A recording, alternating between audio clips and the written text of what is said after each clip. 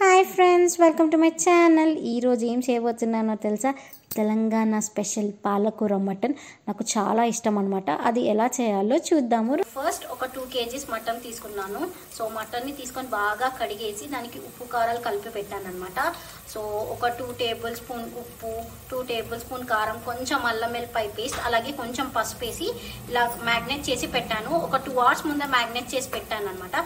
So ఉప్పు కారాలు మటన్కి పట్టుకుంటే టేస్ట్ బాగా వస్తుందని ముందుగా ఒక కుక్కర్ తీసుకున్నాను. సో కుక్కర్లోకి నేను ఫస్ట్ ముందుగా ఆయిల్ పోస్తున్నాను. ఒక 2 table spoon of oil. So oil కొంచెం వేడవ్వగానే మిగతా వేస్తున్నాను. వేడైపోయింది అనమాట. సో ముందుగా చాప్ చేసుకున్న పచ్చిమిర్చి, అలాగే చాప్ చేసుకున్న ఉల్లిపాయలు, బాగానే పెద్దవి ఒక 3 ఉల్లిపాయలు తీసుకొని ఇలా సన్నగా చాప్ చేసి పెట్టాను పొడుగ్గా. సో ఉల్లిపాయలు కొంచెం వేగాలన్నమాట. సో వేగాక మిగతా వేసుకున్నాం. వేగుతున్నప్పుడే కొంచెం కరివేపాకు, కొత్తిమీర, అలాగే పుదీనా తీసుకొని కొంచెం లైట్గా చాప్ చేసి పెట్టాను అనమాట. సో అవి వేసేసుకుంటున్నాను.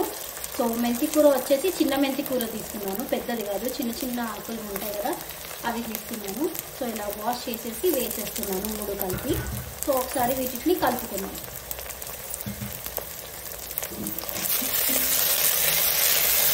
సో ఇలా ఒకసారి కలిపేస్తున్నాను.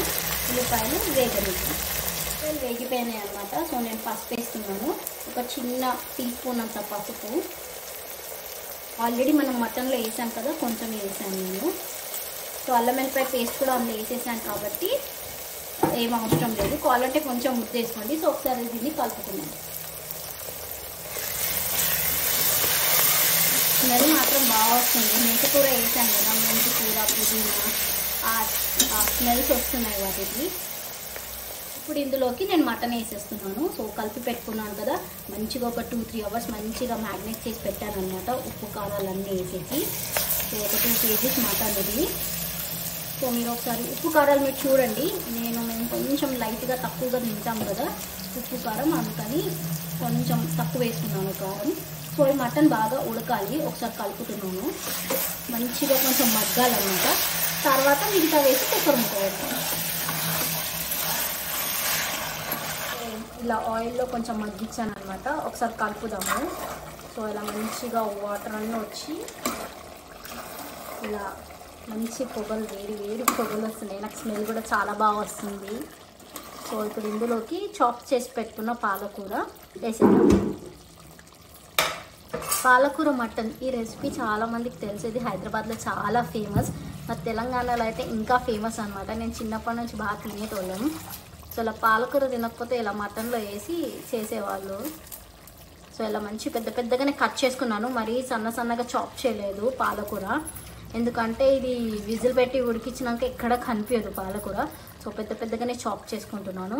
బాగానే ఒక 7-8 కట్టల వరకు తీసుకొని మంచిగా సెట్ చేసి కట్ చేసి పెట్టేశాను. సో ఇది వాటర్లో వేసి కడిగి వేసేస్తున్నాను. పాలకూర మొత్తం వేసేసి ఇలా కలిపేసుకుంటున్నాను అనమాట. సో నేను ఉప్పు కారం చూశాను. సో మటన్కి ఆల్రెడీ వేసేసాను కదా, ఇందాక టేస్ట్ చేశాను. కొంచెం ఉప్పు తక్కువ ఉందని నేను వేసుకున్నాను.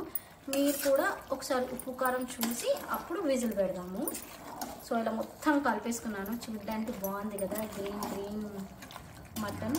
సో ఇలా చిన్నప్పుడు చాలాసార్లు చేసేటోళ్ళం, ఇప్పుడు చాలా తగ్గిపోయింది. సో ఇప్పుడు దీన్ని మనం విజిల్ పెట్టేసుకున్నాం. ఇందులోకి కొంచెం గరం మసాలా వేసుకున్నాం అనమాట, జస్ట్ ఫ్లేవరింగ్ కోసం. సో ఇది కుక్కర్ మూత విజిల్ పెట్టేస్తున్నాను అనమాట. సో ఒక 4-5 విజిల్స్ వచ్చేంత వరకు ఉంచితే సరిపోతుంది. సో దీన్ని లాక్ చేసేస్తున్నాను హ్యాండిల్. సో విజిల్ కుక్కర్ పెట్టడం వచ్చు కదా, సో పెట్టేసి ఇది ఒక 4 విజిల్స్ అయితే సరిపోతుంది మటన్కి. 4 విజిల్స్ వచ్చాక తీసి చూద్దాం. విజిల్స్ అయిపోయాయి అనమాట. సో తీసేస్తున్నాను కుక్కర్ మూత. 4 విజిల్స్ పెట్టాను మంచిగా. సో ఉడికిపోయింది. ఒకసారి కలుపుకుందాం.